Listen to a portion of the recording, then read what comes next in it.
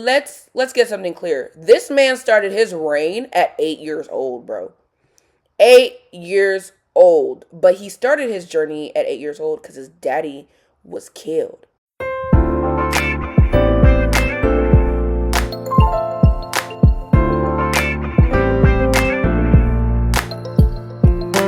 Welcome to Biblical Tea and Breakfast, where I cook in the mornings, where I don't speak. I'm not a morning person, so you're going to watch me cook, but in the midst of it, we're going to spill some biblical tea, because what we don't understand is how much drama happened in the Bible.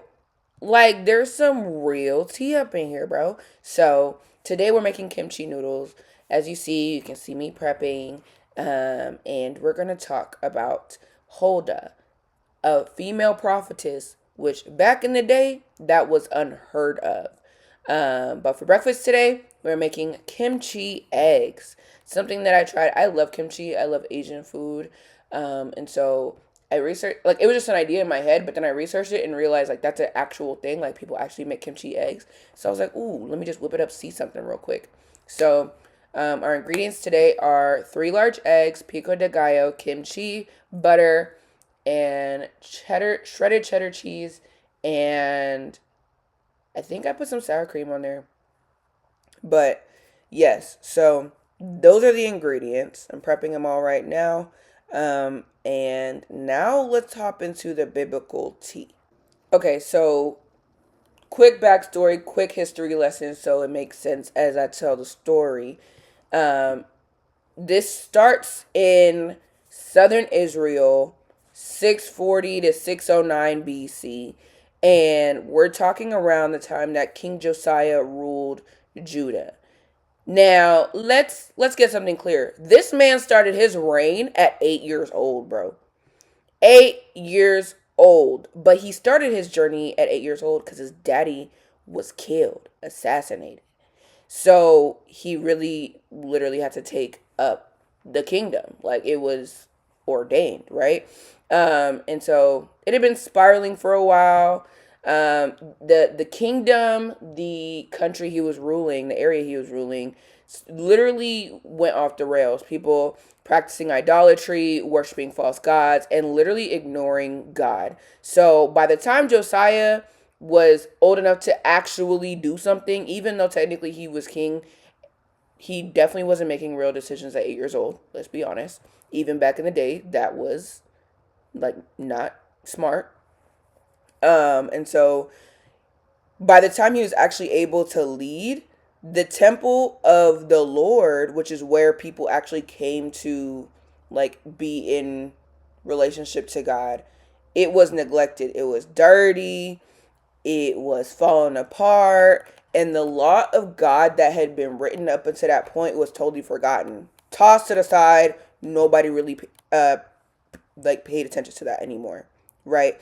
But one day, during the renovations of the temple, because they were like, you know what, like, let's actually respect God and make sure this temple is where it needs to be, which hidden lesson right there. Make sure your temple, not just the like biblical building temple, but your temple, your body, is being taken care of. Hence why these kimchi eggs were so delicious and are so good for you. But I'll tell you more about that towards the end. So one day, they're doing renovations. The workers discovered an ancient scroll. The scroll was the book of the law. We know it as the book of Deuteronomy in the Bible, right? So this book talks about God's commands to his people, like who to worship, why we only worship one God, justice, social responsibility, and holiness. What does it actually mean to be holy, right? These are things that you're concerned about. Read the book of Deuteronomy. That's what that was about. And so because they discovered it, so they read this and they were like, oh my goodness, we have been straying from God for a long periodical time. And we're literally about to go to hell. Now remember, this is before Jesus came. So God's judgment was real, like striking down, dead on sight, all of that, right? And so King Josiah was shook. He was like, oh my gosh, this is not just a political problem because God was so built into the government. It was a spiritual problem, right? So he sent one of his high ranking officials to go consult Hulda, right?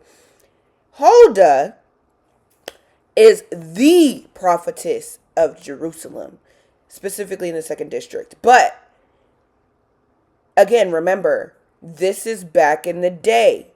Hulda isn't royalty. She wasn't even a priest. And we almost know nothing about her family other than her husband's name, which was Shalom, and that she was respected as a prophetess. Despite her basically being basic, she had the authority in God's eyes to speak truth and power. Quick lesson from that: you ain't got to be all that or feel like you're all that to be all that. Because at the end of the day, God's value on you and God's perspective on you is all that matters. And eventually, people will recognize that. And here, people recognize that about Hulda. So, Josiah sends people over to her and is like, yo, take this to her, let her read this and figure out what are we supposed to do to get back in shape spiritually as a country. So when his official goes over there, Hulda gets the book and everything. She's not sugarcoating nothing. She told him straight up, God's judgment is coming because y'all forgot about him. Y'all stopped paying attention to him. But at the same time, she made sure that she gave Josiah a specific message, which was because of your humility and the heart that you have for God, that you yourself will not see this disaster that the country is going to experience while you are alive. Like, you're just not going to have to go through that. The judgment is coming. No doubt about it. But because of how great of a king you are and a great person you are, that God loves you so much, he's going to postpone it until you die. Right? But the drama was wild. A king that literally started at 8 years old. The nation was on the brink of being struck down, and an overlooked woman delivering the prophecy that really put this kingdom's spiritual revival into play. And so Josiah returned to the temple, tore his clothes in grief, like, oh Lord, my people gonna go through it. No, but he was feeling for them.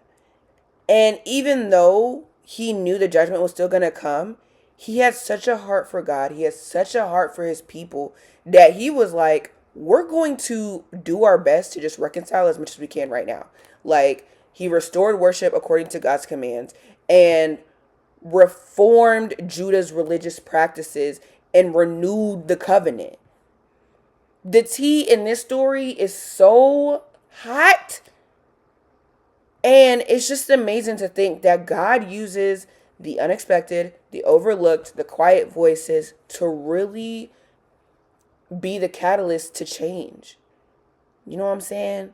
So, ladies, don't be afraid to be feminine. Be the woman that God's called you to be, because he will use you, not just in your family, not just in your church, not just at your job, not just in the volunteering that you do, but you might be changing a country, girl. Okay? Now, back to these kimchi eggs. They're delicious. I can tell you that right now. But before I made this, I didn't know that. I actually made too much, so I put some in a Tupperware for later. So let's see how it's tasting. Get that good bite. Here we go. Drum roll. And approval. And obviously I knew because I was editing it, but this was actually really delicious. Really, really good. And of course I had to pair it with my favorite drink, the Motiv8 Greens powder, as well as the Motiv8 Burn Supplement. These have helped me so much with my energy, with my gut health, making sure I'm focused, and it does not provide any form of crash at the end of the day. Okay, it helps so much. So if you want to try them out, check the link in the description with Coach G15 to get 15% off, as well as any other deals that they got going on the website, because they always got a deal going on the website. So get you some. But this breakfast was really good, girl. Try it out, and I will see you later.